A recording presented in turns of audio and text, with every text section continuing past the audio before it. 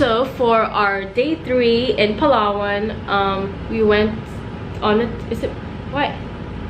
we went on a city tour. We had brunch at 9 o'clock. We had like free breakfast here at the hotel. Our tour started at around 1 o'clock, so we got picked up before 1. And we went to Plaza Quartel. This is just for their working tours.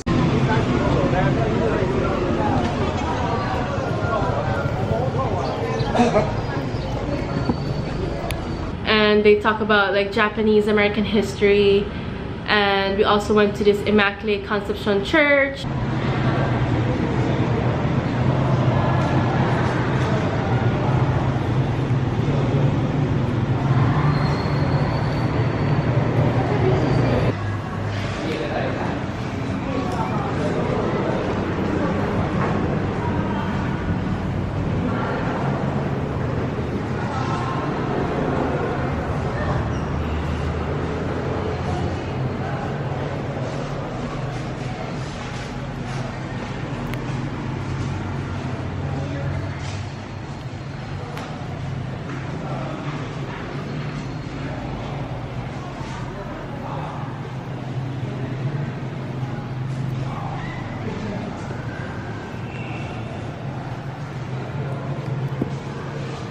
And we also went to a place where you can buy pasalubong or goodies to take home.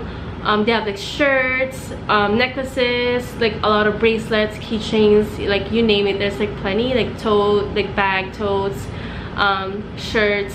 I said that. There's a lot. There's like a lot of good. There's like a lot of food and delicacies that you can bring back home.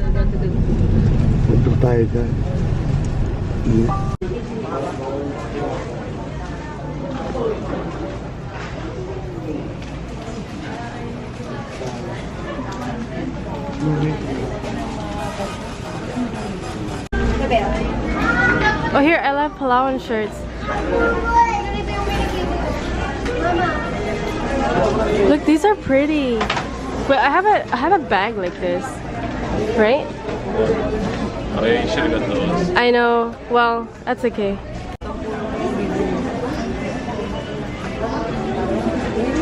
Oh, they have sandal. And then next is we went to, I think, a former senator's house. Well, Ramon Medra Maminser is well known when it comes to derby or cockfighting. That's one of his hobbies. And even his house on your right at the top looks like a cockpit arena. That's how he loved derby. And he has his sign on those breed that he has. Balik tayo dun, sir. Ikot lang tayo dito. A rest house for the family of Mitra. And that is the Honda Bay area in front. If you're going to do the island hopping, yes, that is the place for you. But they have a horse. Honda Bay, yes. You'll be going to 3 islands or 2 islands and 1 reef. That is like the El Nido of Puerto Prinsesa. But the thing is, it's far different when it comes to scenery. Well, El Nido. The next one, we went to Baker's Hill. They have like really nice garden. They have like restaurants there as well. And they're very known for their hopya and their pastries. Oh.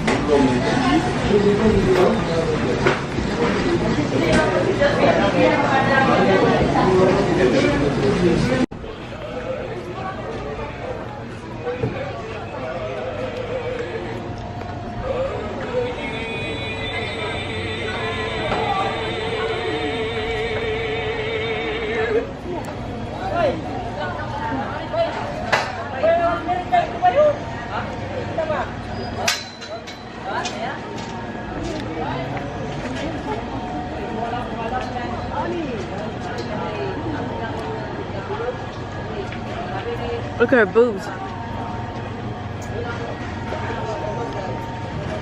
That's my girlfriend. You vlog it. Yes, I have the picture. Like Sit down. this. Yeah!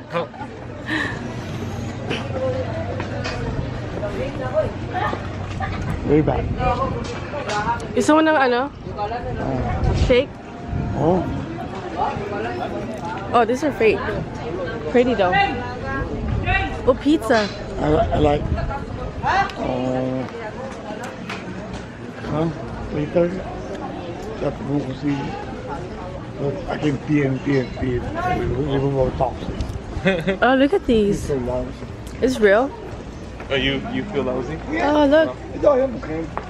Oh, Snow White. I'm really. You should sleep. Still, I have chances in direction. Oh, yeah, okay. Gotcha.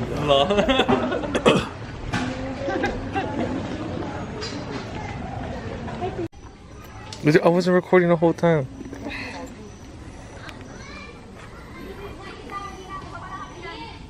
Okay, let's go.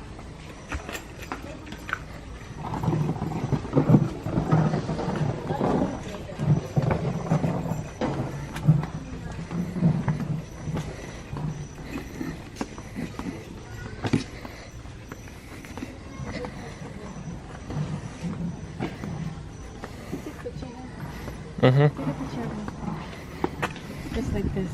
We went to Butterfly Farm. Oh, we had a choice if we wanted to go to Butterfly Farm or the Crocodile Farm, but like majority of the people in the van chose Butterfly Farm because there's like a lot of things to see there. Also for namin sir, this is the map of Palawan po, ha? Right now po, we are at the... Sorry po. We're here. This is the Puerto Prinsesa Bay. This is the one that we just came from, the Baywalk area. And if you're going to El Nido po, you'll be traveling for about 6 hours just to get to that northern tip. That's El Nido. Oh. And so far, that's why we are named as one of the best islands in the whole world because of that. And before you reach El Nido, you can pass by San Vicente or Port Barton.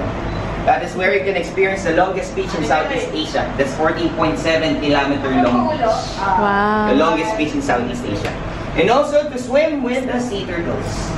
If you want to see El Nido on its baby kind thing or the early stage of El Nido, you go to Port Barton. That's the early stage of El Nido. And this is Sabang, where you can do the underground river or subterranean national river park. That is part of the 7 wonders of nature. That's only in the north. And if you're going to go to the south po, this is Balabac. The one that I'm telling you a while ago, the last frontier, which is the Maldives of the Philippines, where you can experience the crystal clear blue water and the pink sand beach. And if you're here, you can already see the sand or the land part of Sabah, Malaysia, or Borneo.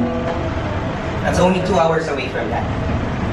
And just like what I've said, the first ever living man in the Philippines is in Tabon Cave. It is in Quezon, Palawan. That's only 4 hours away from Puerto Prinsesa going to south. So not only beaches, not only sceneries, we're also rich in history. As I remember, they are the person who traveled by the land of bridge just to get to the places of the Philippines. So that is map of Palawan po. And maybe you only know about underground river or part of the 7 wonders of nature. We're holding the World Heritage Site. That's the first one. The second is Tubataha. Tubataha is also in Palawan. That's the 35,000 hectares of dive site. Nice. And if you're a diver, that's the haven for you. If you're going to get there, you need to use a yacht. You'll be staying there for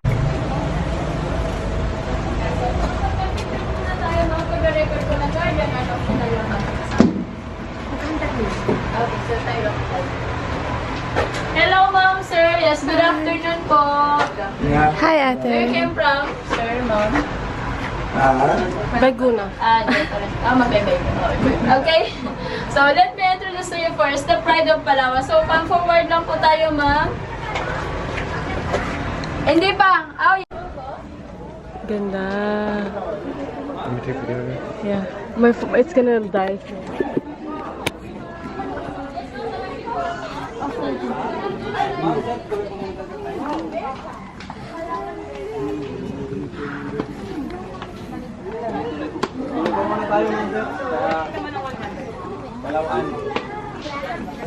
Oh, Nina, you wanna walk around more?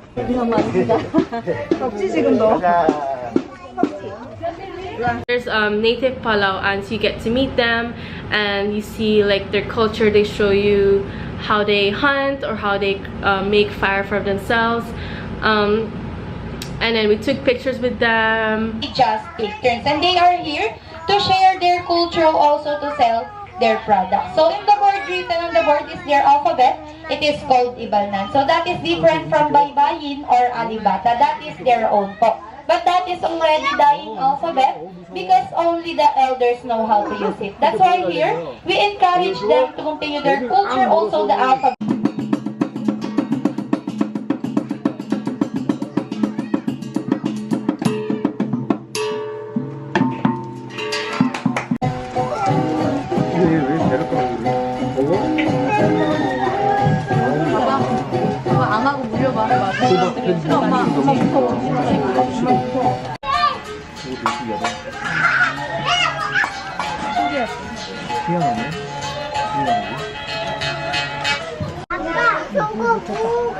이제 봐봐 불. 언니야 뱀. 아우 이런 뱀이.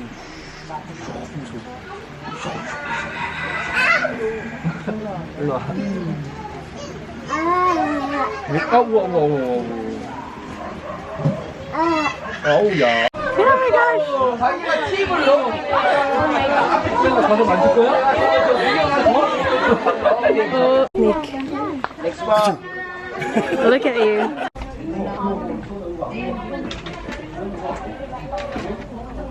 That's pretty cool.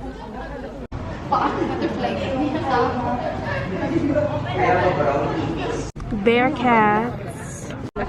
Na ano lang ako pag dumikit siya sa akin. Parang kinikilabutan ako pag dumikit siya sa akin. Parang yung isda, kinikilabutan din ako. Yeah, that's it for my day 3 Puerto Prinsesa vlog. I hope you guys enjoyed it. Let me know in the comments down below if you have any questions. Please don't forget to like, comment, and subscribe. Thanks for watching.